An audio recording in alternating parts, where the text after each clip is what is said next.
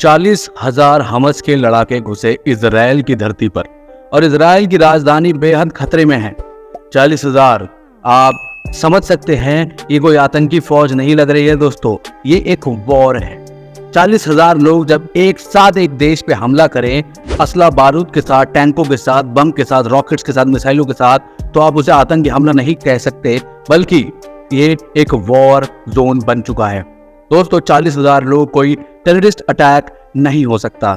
इतने लोग एक साथ आक्रमण कर नहीं सकते टेररिस्ट ग्रुप के। ये एक वॉर की ही स्टेज है।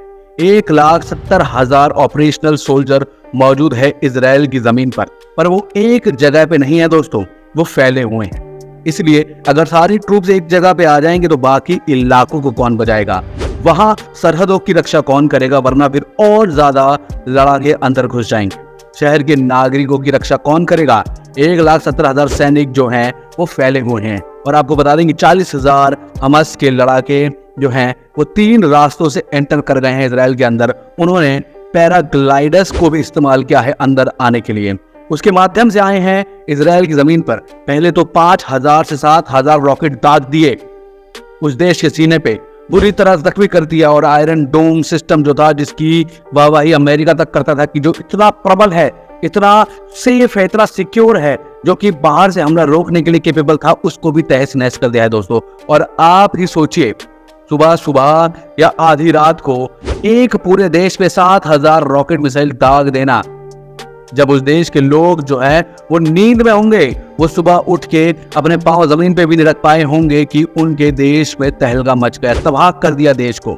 90% एक्यूरेसी का दावा करने वाला आयरन डोम सिस्टम फेल हो गया है। उसके बाद जो तबाही मची है दोस्तों, जो नुकसान हुआ है, ये बहुत इंपॉर्टेंट जगह है इजराइल का, इसका नाम है अश्केलॉन। दोस्तों यहाँ पे भी अंदर तक घुस चुके हैं ये सारे हमास के लड़ाके। ये समझिए ये पूरा शहर इजराइल के कब्जे में नहीं है, यही हमास के लड़ाकों की मौजूदगी है। और ये इन्होंने कई लोगों को बंधक बना लिया, चाहे वो सेना का हो, चाहे वो नॉर्मल सिटीजन्स हो, उन्हें कोई मतलब नहीं है। वो दगादग फायरिंग कर रहे हैं, उन्हें कोई मतलब नहीं है। वो अपने सर पे कफन बांध के आए हैं दोस्तों, कि जो कोई भी हो, जहां से भी आए हो, क्या उम्र हो, क्या जाति हो, धर्म हो, उन्हें कोई मतलब नहीं उनकी एज से, उनके जेंडर से। वो बस धड़ाधड़ गोलियां बरसा रहे हैं, उन्हें मार रहे हैं, जख्मी कर रहे हैं, कब्जे में ले रहे हैं। और दोस्तों कई लोग को होस्टेज बना लिया है।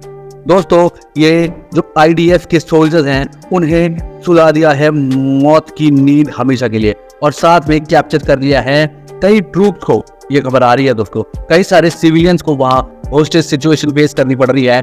बंधक है वहां के लोग, उनके कब्जे में हैं, हमास के लड़ाकों ने उन पर कब्जा कर लिया है। 20 से 22 किलोमीटर अंदर तक घुस चुके हैं बॉर्डर के दोस्तों। ये कोई छोटी बात नहीं है। वहां तहलका मचा रहे हैं, जबरदस्त फायरिंग कर रहे हैं और उनकी जमीन पे नुकसान पहुंचा रहे हैं। ये पैराग्लाइडर्स, बाइक, SUV, शिप्स पानी के जरिए हवा से हर माध्यम से एंटर कर गए हैं। और ये अंदर आके काफी हैवी एम्यूनिशन के साथ आए थे। कई फ्रंट पे घेरा है इजराइल को, और कोई भी जो है वहां पे इजराइल में जो भी गाड़ी देख रही है उस पर फायर चला रहे हैं। सिविलियंस को कुछ नहीं समझ रहे हैं। जो रॉकेट फायर किए हैं दोस्तों, वो कैपिटल तक छोड़े गए थे ताकि ज्यादा से ज्यादा नुकसान हो सके इनके देश पे। इजराइल दोस्तों बहुत छोटा देश है, और ऐसी स्थिति में अंदर तक घुसना एक बहुत बड़ी बात है। बहुत सारे चेक पोस्ट थे बॉर्डर पे, गाजा पट्टी और इजराइल के बीच, जो वहां के एशलोन तक की जगह थी। वहां पे शहर जो अभी हमास के कब्जे में है, यहाँ इतने कमांडर्स थे जिनको मार दिया गया, और उन चेक पॉइंट्स को अपने कब्जे में ले लिया इन लोगों ने, और उन्हें ढेर करते गए, धीरे धीरे आगे बढ़ते गए, और उनके हथियार भी कब्जे में ले लिए। उनकी सैनिकों की जो भी बंदूकें मिली, हथियार मिले, सब ले लिया उन्होंने दोस्तों। और दोस्तों वो सारे चेक पॉइंट्स पे कब्जा करके बैठे हुए हैं, हथियार लूट लिए हैं, और उधर से आक्रमण करना उनके लिए और आसान हो गया है। और वहां जो उनका मुवा का Mark 5 टैंक है, जो डिजिटल टैंक है, AI बेस्ड टैंक का, दुनिया का सबसे पावरफुल टैंक कहते हैं लोग उसे, ऐसे 6 से 7 टैंक्स पे कब्जा भी कर लिया है उन्होंने, और वो उसकी मदद से और तबाही मचा रहे हैं। कई सारे लाइट वेट मिलिट्री व्हीकल्स पे कब्जा कर लिया है। रॉकेट दागने वाले अपने हाथ में ले लिए हैं ऐसे व्हीकल्स उन्होंने। सब पर कब्जा कर चुके हैं हमास के लड़ाके। अब इनका इस्तेमाल करके वो और अंदर घुसने वाले हैं। अब बेंजामिन कह रहे हैं कि उनके पास पावर है, एयरक्राफ्ट हैं, हेलीकॉप्टर हैं, लेकिन आप सोचिए दोस्तों कि प्लेन और हेलीकॉप्टर से ऊपर से मिसाइल छोड़ेंगे तो कितनी ज्यादा तबाही होगी। तो अगर वो उन टेररिस्ट के ऊपर हमला करेंगे तो उनके सिविलियंस भी मारे जाएंगे। तो कोई देश ऐसा नहीं कर सकता, अपने लोगों को नहीं मार सकता।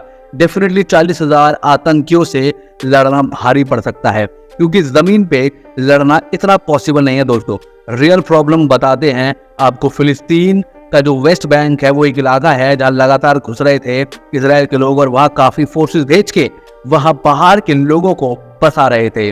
तो सीधी बात ये थी दोस्तों कि इजराइल धीरे धीरे फिलिस्तीन की जगह कम करता जा रहा था, उन पर कब्जा करता जा रहा था। तो उसी का आउटब्रेक है ये, और इसे फिलिस्तीन लोग गुस्से में आ गए थे। और अल अक्सा मस्जिद का मामला तो था ही, जिन्होंने वहां बमबारी की थी।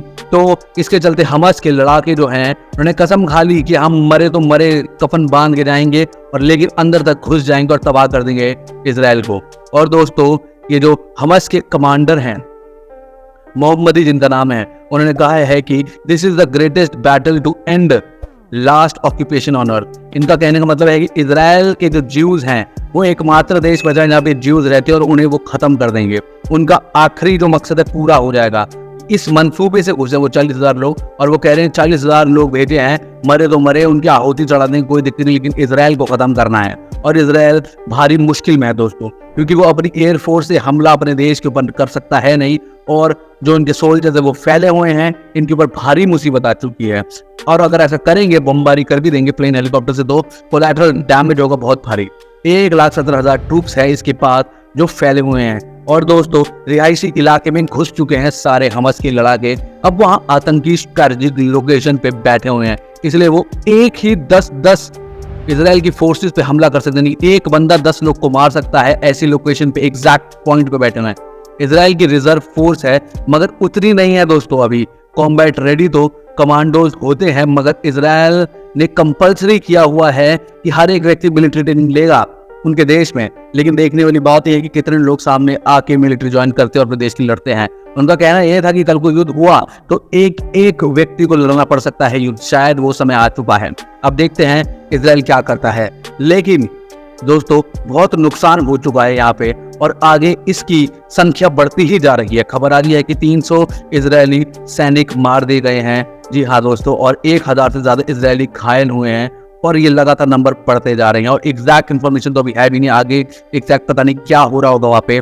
उनके घर में पूरा व्यवहार कर रहे हैं, लड़कियों के साथ, बच्चों के साथ, लोगों को मार दे रहे हैं। और कोई भी एक सिगरेट नाम की जगह है जहाँ से कोई भी गुजर रहा है तो उसके ऊपर हमला, ताबड़तोड़ बारिश कर रहे हैं, गोलियों की बरसात कर रहे हैं। दोस्तों उन्हें कोई मतलब नहीं है किसी के जीने मरने से, वो तो कफन बांध के आ गए अपने सर पे। दोस्तों बहुत सारे इलाकों में क्रिटिकल मामला चल रहा है, 22 फ्रंट्स के पास वॉर चल रही है इस समय इजराइल पे।